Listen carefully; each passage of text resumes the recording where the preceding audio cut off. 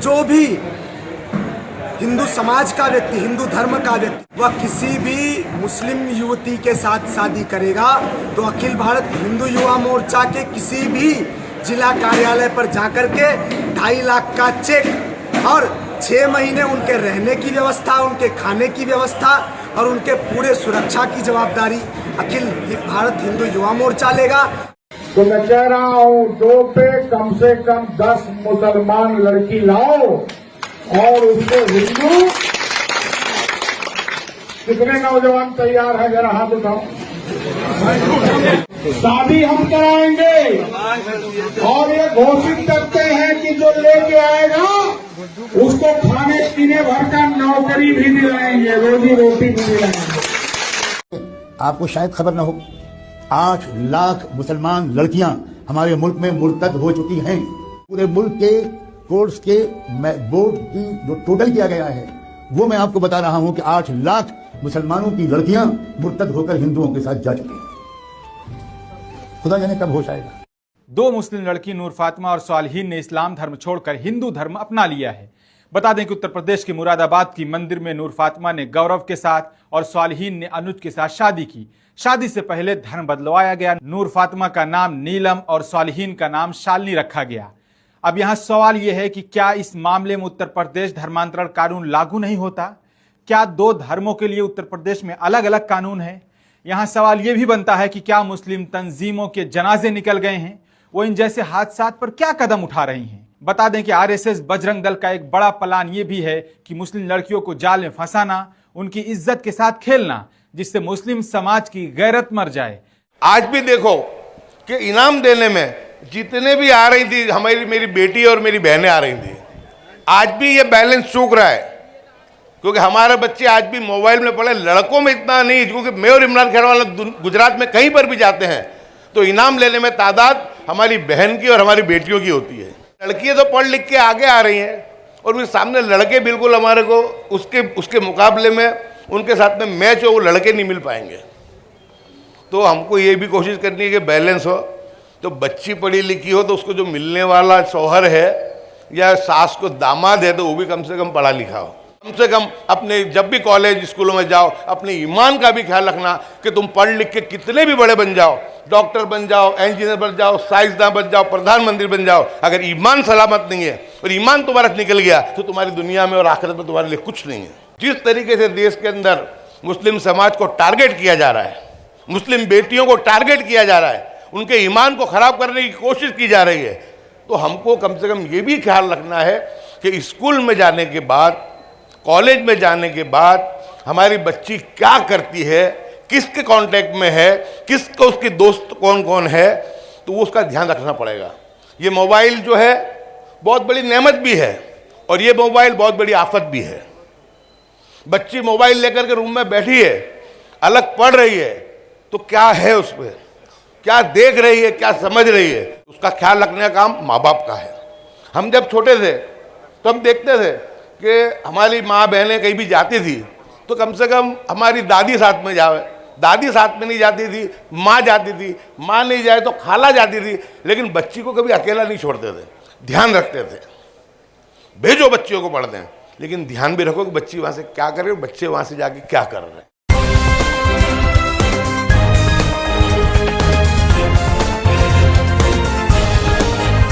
आप देख रहे हैं देश लाइव, देश की आवाज।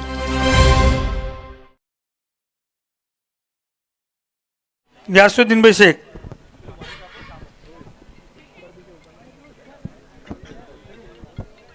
हेलो, अस्सलाम वालेकुम।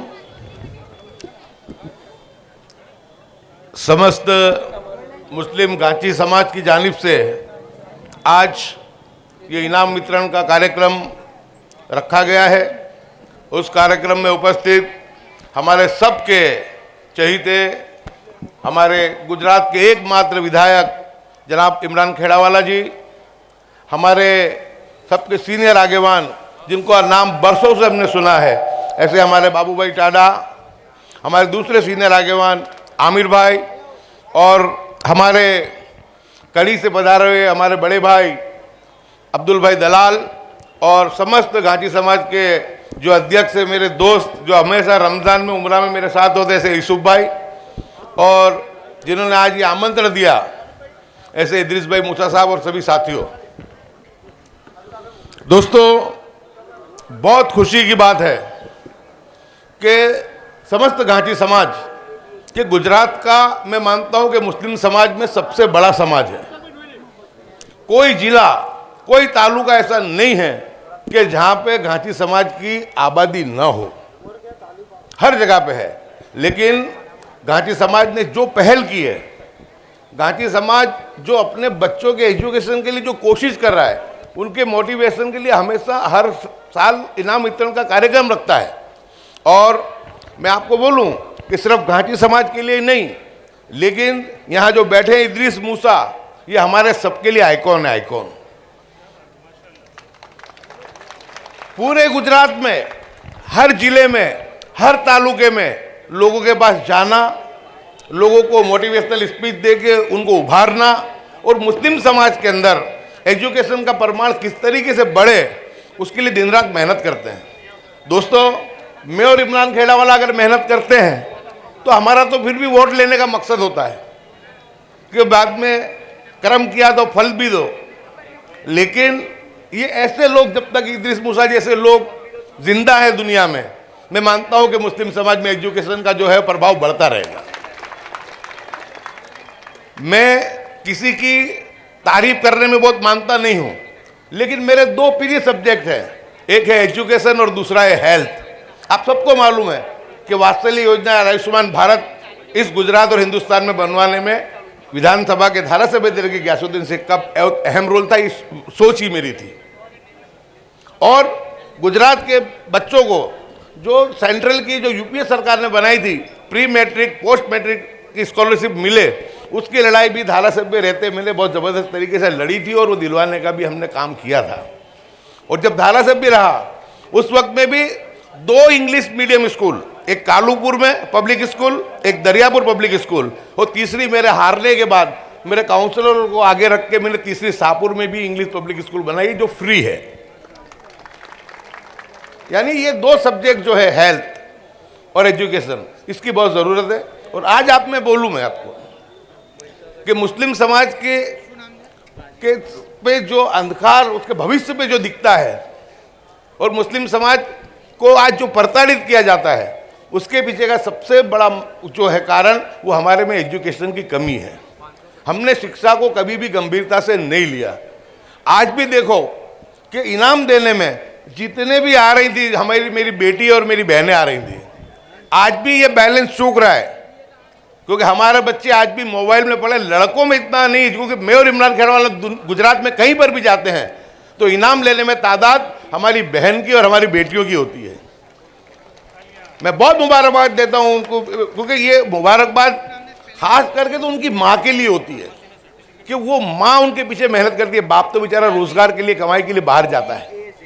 तो जितनी बच्चियों के इनाम के हकदार है, इतनी उसकी माँ और उसके बाप भी हकदार है, लेकिन उसमें सबसे पहला नंबर उसकी माँ का आता है। लेकिन ये आने वाले दिनों में ये अनबैलेंस होगा कि लड़कियां तो पढ़ लिख के आगे आ रही हैं, और फिर सामने लड़के बिल्कुल हमारे को उसके मुकाबले में उनके साथ में मैच हो, वो लड़के नहीं मिल पाएंगे। तो हमको ये भी कोशिश करनी है कि बैलेंस हो। तो बच्ची पढ़ी लिखी हो तो उसको जो मिलने वाला शौहर है या सास को दामाद है, तो वो भी कम से कम पढ़ा लिखा हो।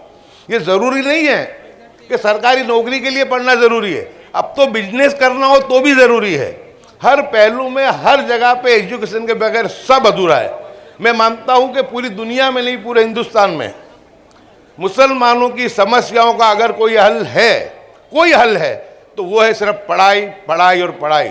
जब हम पढ़ाई कर लेंगे तो हम अपना अच्छा बुरा भी समझ लेंगे, हमको बुरे का और भले का फर्क भी आ जाएगा। हमको हमारे लीडर बेवकूफ़ बना रहे हैं, हमारे नेता बेवकूफ़ बना रहे हैं, ये हमारे सियासतदान बेवकूफ़, वो भी समझ पड़ेगी कि किसको कितना गंभीरता से लेना।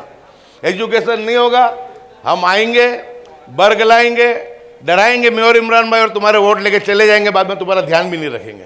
लेकिन जब तुम पढ़ोगे लिखोगे तो तुम सवाल करने वाले बनोगे, और जब तुम सवाल करोगे तो हमारी ये मजबूरी आ जाएगी कि तुम्हारे लोगों को मुंह बताने के लिए, क्योंकि हर 5 साल में एक मरतबा आना पड़ता है। तो हम तुम्हारी फलाह बहबूदी के लिए काम करेंगे। तो पढ़ाई लिखाई बहुत अहमियत है। एक रोटी कम खाओ लेकिन अपने बच्चों को पढ़ाओ। आज हमारे जो भाई हिंदू भाई हैं उनके अंदर तुम उनका जो एजुकेशन के जो उनका स्तर वो देखो तुम उनके बच्चों के पीछे, कि वो लोग कभी अपने बच्चे के जब इम्पोर्टेंट ईयर चलते होते हैं, जब 10वीं के या 12वीं के या ऐसे कुछ भी, वो लोग किसी शादी में भी नहीं जाते, अवॉइड करते हैं कि नहीं हमारा बालक बढ़तर बगड़ से किसी त्यौहार के अंदर थोड़ा सा एक दिन मना लिया लेकिन बंद काहे के लिए, कुर्बानी पूरी की पूरी उसके लिए देते हैं। यानी इतनी जब तक के माँ बाप कुर्बानी नहीं देंगे, माँ बाप गंभीरता नहीं लेंगे, जब तक ये मामला बनेगा नहीं। लेकिन पढ़ाओ भी, लेकिन साथ साथ इतनी भी गुजारिश करता हूँ कि हमारी बेटियाँ पढ़ें लिखें, बहुत आगे बढ़ें, हमारे बच्चे पढ़े लिखे बहुत ही आगे बढ़ें।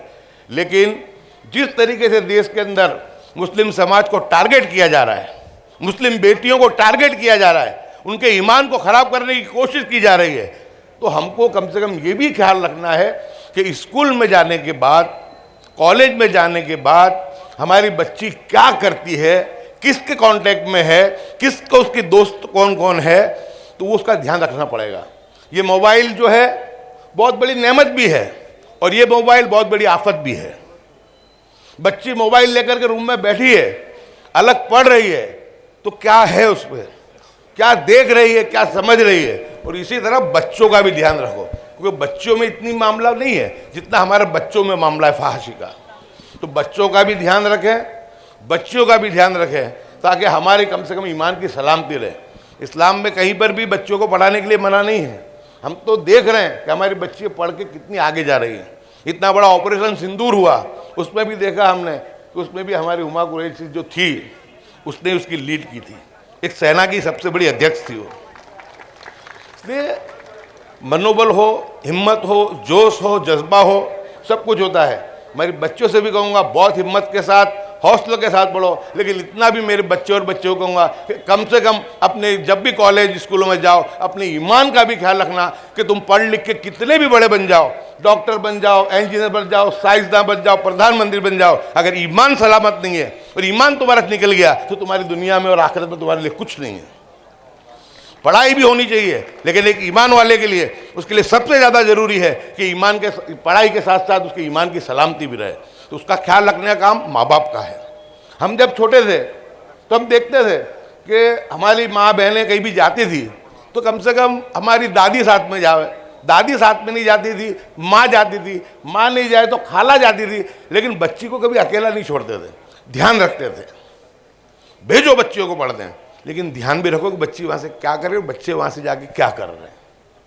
बहुत भरोसा आज के इस दौर में मत करो, क्योंकि आए दिन आप लोग व्हाट्सएप पर देखते हो कि जो आती है, जो कलेक्टर ऑफिस से धर्म परिवर्तन की अर्जी है, उसके अंदर दिल दुखता है, दिल पे चोट लगती है कि हम इतने भी पागल ना हो जाए कि हम हमारे ईमान को भी ना बचा सके, जबकि टारगेट किया जाता है।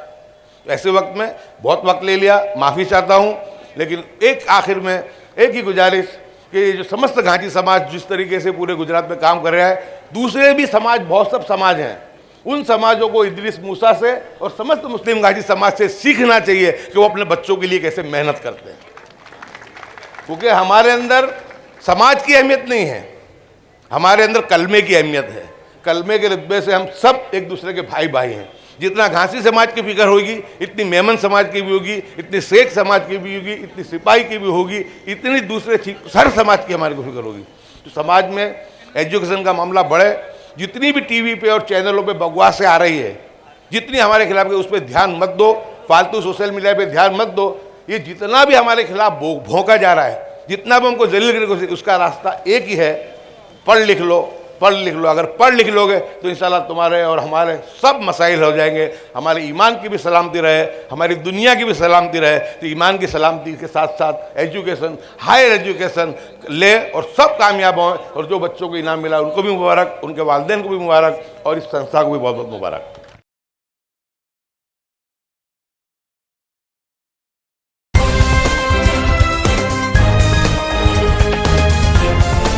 देश और दुनिया की तमाम छोटी और बड़ी खबरों के लिए हमारे चैनल को सब्सक्राइब करना न भूलें और बेल का बटन जरूर दबाएं।